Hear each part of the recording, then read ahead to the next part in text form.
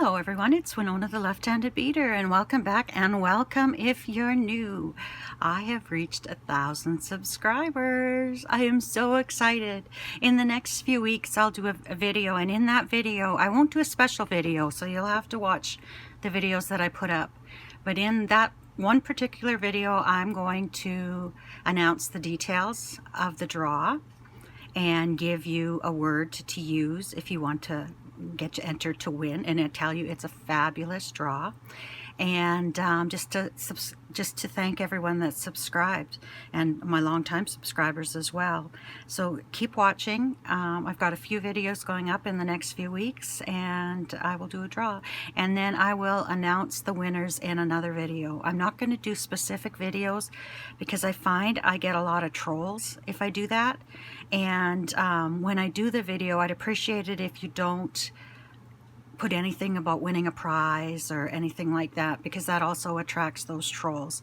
So that's why I'm doing it in a video that I would regularly do, and it'll just be somewhere in that video I will announce the word to use that I can tag onto in random comment generator, and do my draw, and then I will announce the winners in a video after that. So let's just get going, and thank you everyone that has subscribed. I really appreciate it. Well, today I'm going to show you the jewelry that I made with the Tropical Heat collection from Bargain Bead Box, and that was their May bead box. And I found this a challenge. I found it very, I hate to use the word garish, but it kind of is. It's just yeah, I often find when we use gold components in our jewelry, I often find the gold is so bright, and then it tarnishes so fast. But anyway, before I get started, I've used this particular box had a few different crystals in it, and I always like to give you a little bit about the crystal and its meaning. So we have agate, which we often have agate in our boxes. And agate is formed from microscopic crystals of quartz that are laid down in bands. So you often see those bands running through agate. I don't think I have anything here that I can show you that with that's really showing the bands.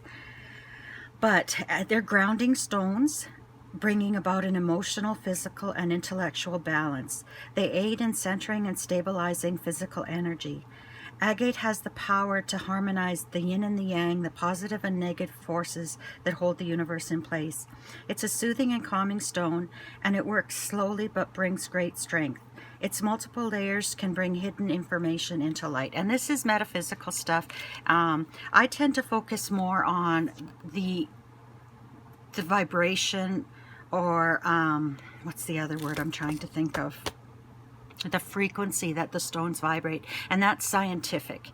And we do use crystals and a lot of things scientifically that we don't even realize. The metaphysical stuff is what what depends on what you believe, and I always believe that everything comes from God, and I believe that God put these crystals on earth for us to use, and we should use them as we see fit. So carnelian is another stone in this box, and carnelian grounds and anchors you. It's a stabilizing stone with high energy and is excellent for restoring vitality and motivation. It's for stimulating creativity. It's useful for dramatic pursuits, and it also has the ability to cleanse other stones. Now, when I was going through chemotherapy, I was wearing a bracelet that I made out of, or I bought, because I wasn't making jewelry yet. I bought out of amethyst, because amethyst can absorb radiation. And then at the crystal places, they give you techniques to cleanse your crystals, because the crystals absorb that energy and it has to be released for them to work effectively. And I could not cleanse that stone. So I took it to the store, the bracelet, and the lady tried there to cleanse it, and she could not cleanse it. So then she told me to leave it in the sunlight and the moonlight for a few days, and then I was able to cleanse it. So that stone was absorbing the radiation, some of the radiation that I was going through. So that's kind of interesting. If I hadn't experienced it, I probably wouldn't believe it. Now we have some dolomite in here, which I don't know a lot about it, but here's what it says in the metaphysical uses. It's a gentle stone that encourages charitable actions, generosity, and giving of all kinds, as well as receiving. It encourages energetic thinking, original thinking, spontaneity, creativity, and manifestation. It can help develop stamina for dealing with hyperactive people. It is also used to stop energy leaks from the chakras and to balance and align the chakras. It stabilizes both human and mineral energies, and when placed strategically in a home with other minerals, they balance the energetic atmosphere. So that's a little bit about dolomite. And then we have quartz. We have dyed quartz in this. And I always tell you that quartz is an amplifying stone. It's the most powerful healing and energy amplifier on the planet because of its unique helical spiral crystalline form. It's found worldwide. It absorbs, stores, and releases and regulates energy and is excellent for unblocking it. When acupuncture needles are coated in quartz, the effect is increased by 10%, as demonstrated by a Kirlian camera. Holding a quartz crystal in your hands doubles your biomagnetic field. It enhances muscle testing and protects against radiation. Quartz generates electromagnetism and dispels static electricity. The crystal works on a vibrational level, attuning to the specific energy requirements of the person needing healing. It takes the energy to the most perfect state possible, going back to before the disease that set in. It cleanses and enhances the organs and subtle bodies and acts as a deep soul cleanser, connecting the physical and dimensions with the mind. And that is the metaphysical. And as I've said before, that's some of it's proven, some of it isn't. So you have to take it as what you feel is best. Anyway, let's get to the jewelry. So what was the first thing I made? I went into my crystal stash, because I often find that the Bargain Bead Box, they're a good box. They're a good starting point, but sometimes you need to just add some things into it from your stash to really do what you want to do with it. So the first thing I did is I grabbed some Coriana chain. I haven't used Coriana chain for so long. I got this from Wendy Whitman. This is one of the first things I ever bought when I started beading. So I took the silver Coriana chain and I used a silver lobster claw that I had, and I just beaded on it. I beaded these, what were they called? Are they English cut or faceted cube beads? No, that's not them. Well, I'm not sure which ones these were. And I grabbed these from my stash. I grabbed this from my stash. This is howlite. This is howlite I picked up at Michael's. And then I took some of the, man, I'm struggling today. These are the 8mm or are they 10mm? 10mm quartz beads that were dyed. And then it's just a nice long, it's fairly long. I don't know if I can get it all in camera here. But it's a pretty long necklace. I haven't measured it to know for sure how long it is. Then I made some earrings to go with. And I just used the beads that I've used in the necklace. And I've started using sterling silver ear wires. And I made a quick little elastic bracelet. And I took one of the flower charms and then a couple of beads. And I made that to go with that set. So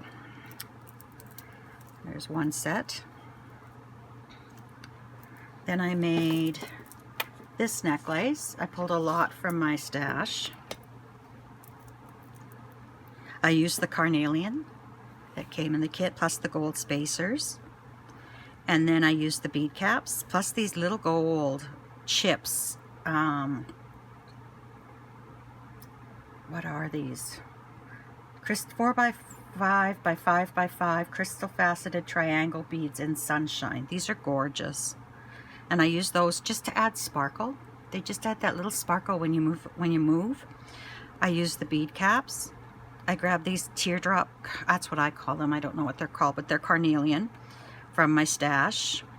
I believe these may be ones that Kath sent me, or else I got them from Sam's Bead Box. I can't remember. Then I used another bead cap, another of those little crystals. These I got from BB Craft. I love these little tubes. They come in really handy. And that's all I did, is I just did a combination of all that. And then I made a pendant, because this is just perfect for a pendant. And I did one of these units down there to go with. Then what did I do for earrings? Oh yes, I did this for earrings, because they're just beautiful. Put that in your ear, and then when you move, your head moves, and in your hair you'll get a nice little sparkle. So then I didn't really feel like making another necklace and everything, so I actually wore this the other day in Regina, and you can see, look how my skin is already tarnished, that gold component. But mind you, it was really hot that day. But I made this 3-strand bracelet, and then I used this in the center. But I find this bracelet, and a lot of them like to hang on with the clasp on the side, so I put some dangles in it and just used a combination of the different beads, the flower, and then that connector with another bead, so they'll hang just nice. And then finally I just made a little pair of earrings. When my granddaughters get their ears pierced, then they'll have, I don't know if they will ever. I know Nova told me a while back that some people just have holes in their ears and some people don't, and she's one of the ones that doesn't. So anyway, so what do I have left? Well, I have some of these little crystals. Gorgeous. If these are still at Bargain Bead Box Bargains, you should buy them. And then I have one of the lobster claw connectors. I have this wrapped bead, which is gorgeous. I have all of the orange. It just wasn't an orange I could work with in this particular setting. In a southwest setting with southwest colors, blues and that turquoise and that, I think I could use those.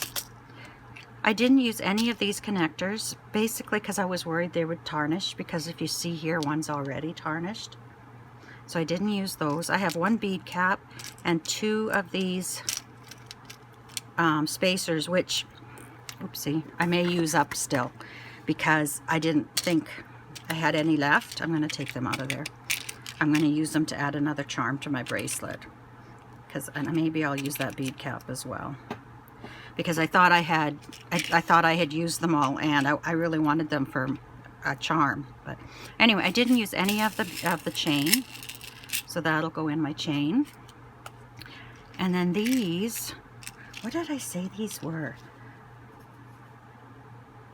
6mm quartz dyed.